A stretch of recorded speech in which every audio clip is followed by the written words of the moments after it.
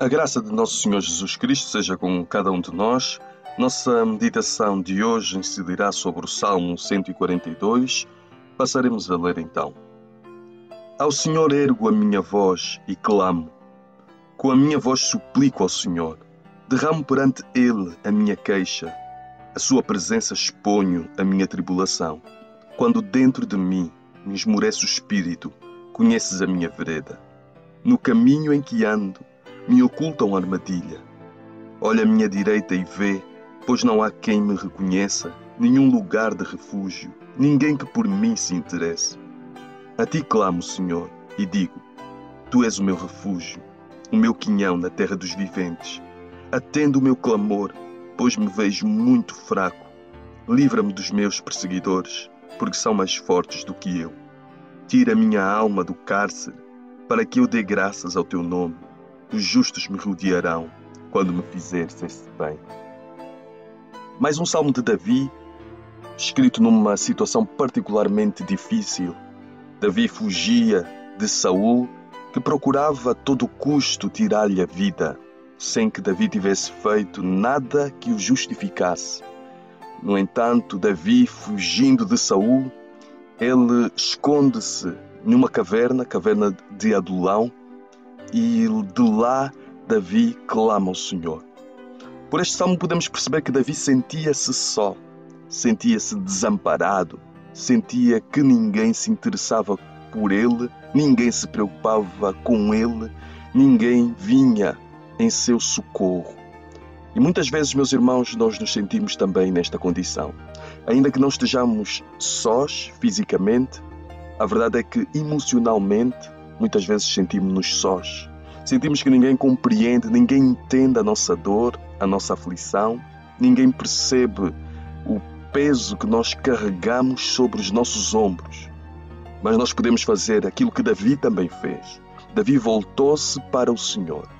É nestes momentos em que passamos lutas, é nestes momentos em que nos sentimos sós, que nós vamos conhecendo e vamos percebendo que em Deus nós temos um amigo fiel. Nós encontramos alguém em quem nós podemos desabafar, com quem nós podemos desabafar, com quem podemos abrir o nosso coração, com quem nós podemos abrir a nossa alma e contar tudo aquilo que se passa no nosso coração, no nosso interior, porque Deus escuta a nossa voz. E não apenas escuta, Ele é Deus poderoso para amparar-nos, para fortalecer-nos, para levantar-nos. E é precisamente isso que vai acontecer com Davi. Mas antes disso, nós vemos que ele levantou a sua voz para clamar ao Senhor. E é o que nos diz o versículo 1. Ao Senhor ergo a minha voz e clamo, com a minha voz suplico ao Senhor. Não nos podemos, meus irmãos, cansar de clamar ao Senhor. Não nos podemos cansar de suplicar ao Senhor. Para onde iremos se só Deus tem as palavras da vida eterna? Para onde iremos se só Deus é o caminho? Jesus é o caminho, a verdade e a vida. Então, a nossa solução, a solução para nós, não é irmos buscar a solução para outro lugar. É precisamente agarrarmos-nos ao nosso Deus, porque Ele é a solução. Em todo este processo, processos de luta, de perseguição, de dificuldades extremas, nós também vamos crescendo na nossa fé. Vamos aprendendo a depender de Deus. E é o que se vai passar também com Davi. Davi vai aprender a depender de Deus. Vai aprender que deve em todo o tempo confiar no Senhor. Estes momentos, então, meus irmãos, são preciosos para nós. Porque são momentos em que nós crescemos na nossa fé, são momentos em que nós crescemos na nossa intimidade com o nosso Deus.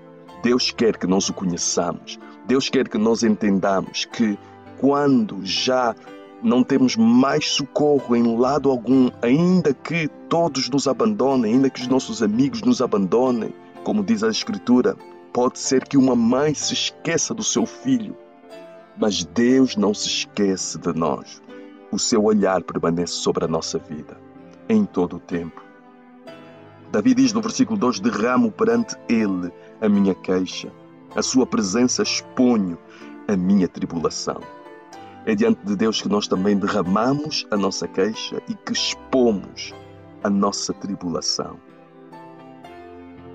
Quando dentro de mim me esmorece o espírito, conheces a minha vereda. Deus sabe quando nós estamos abatidos. Deus sabe quando estamos sem forças. E era nesta condição que Davi se sentia.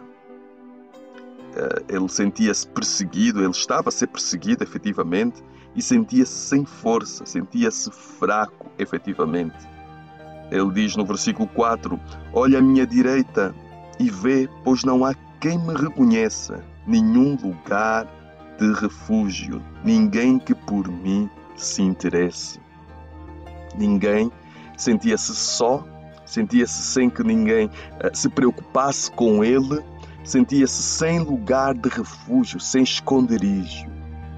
Muitas vezes também nos sentimos desta forma, emocionalmente sem esconderijo.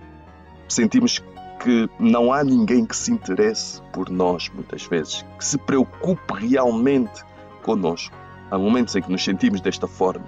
Ainda que não seja verdade, há momentos em que nos sentimos desta forma. Mas sabemos que Deus sempre está conosco. Ele já provou o seu amor por nós. A Bíblia nos diz que Deus prova o seu amor para conosco, em que Cristo morreu por nós, sendo nós ainda pecadores. Portanto, há um que se interessa por nós, há um que se preocupa conosco.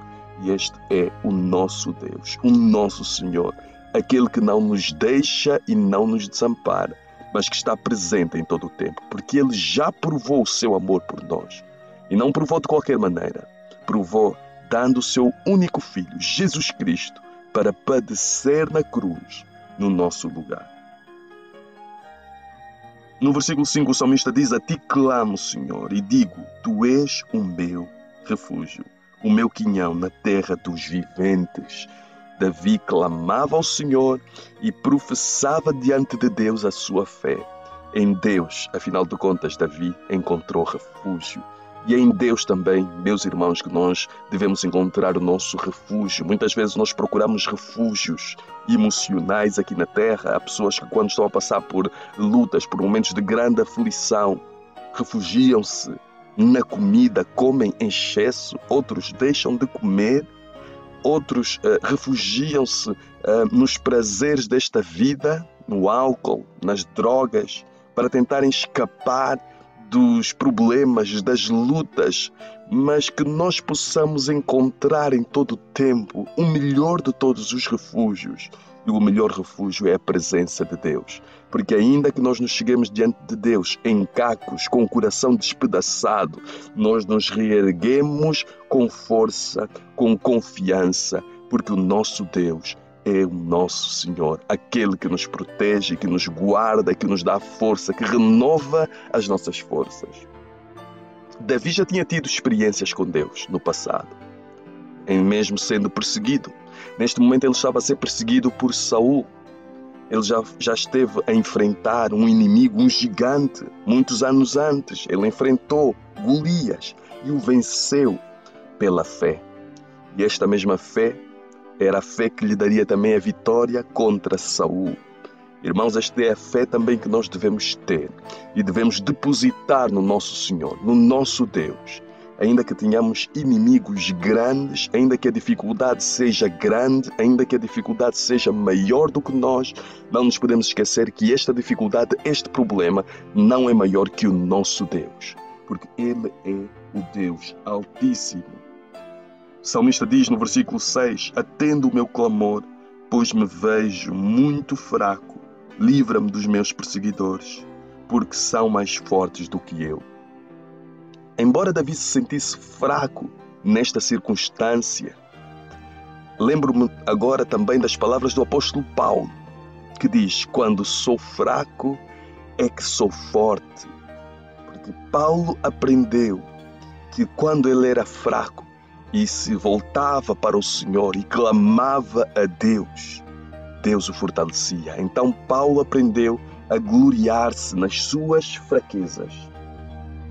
Portanto, irmãos, quando estamos fracos e nos voltamos para Deus, esta é a nossa força, porque Deus nos fortalece. Então, podemos também, como Paulo, aprender a gloriar-nos nas nossas fraquezas. Porque quando somos fracos, quando estamos fracos, é que somos fortes, porque nos voltamos para Deus, compreendendo as nossas limitações e o poder imenso do nosso Deus, que preenche o nosso ser. O seu Espírito nos enche, nos fortalece, renova o nosso ser e nos dá a capacidade para prosseguirmos.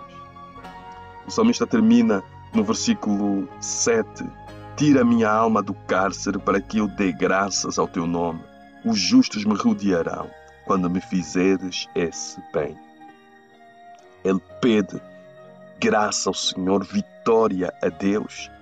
E ele se compromete em dar graças ao nome do Senhor, em louvar ao Senhor, em expressar diante de Deus a sua gratidão.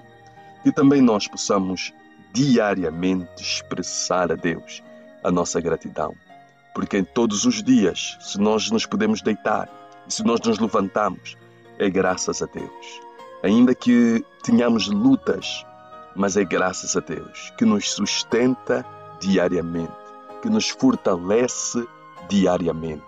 Que lhe possamos então render graças ao Senhor nosso Deus nesta manhã. Que Deus ricamente nos abençoe.